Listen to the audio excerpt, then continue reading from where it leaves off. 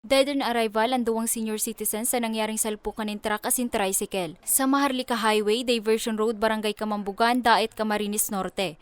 Alas 9:45 nin banggi ka nakalihis na Biyernes. Binisto ang duwang nagada na sinda alias Don, 72 anyos na driver kan tricycle. Asin ang lunad kainin na si alias Ding, 70 anyos na parehong residente kan Vinsons, Camarines Norte.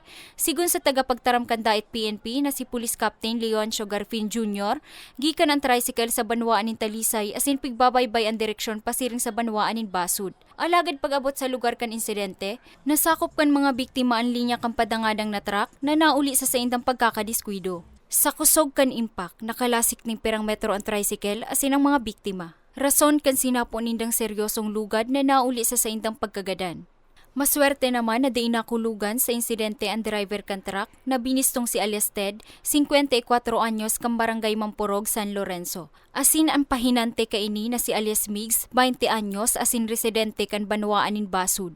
Kami po ay nagpapaala sa publiko na kung tayo po ay magmamaneho, ay iwasan po natin na maging mabilis magpatakbo. Pangalawa ay iwasan po natin na kung nakainom tayo, huwag na magmaneho. Pangalawa po ay sumunod po tayo sa mga traffic laws, rules, and regulation para maiwasan po natin ang ganitong sakuna.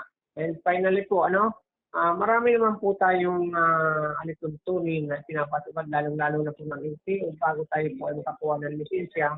Kaya sana po tayo ay maging masunurin at disiplinado sa paggamit ng ating kalsada. Sa ngunyan, pigahalat pa kan Daet Municipal Police Station kung magkakaigwan ng pag-urolay ang driver kan truck asin pamilyang nabayaan kan duwang biktima. Sa presente, nasa kustudiya pa kan nasambit na istasyon ang driver kan truck para sa magkakanigong disposisyon. Para sa mga baretang tatak Bicol, Angela Calvez.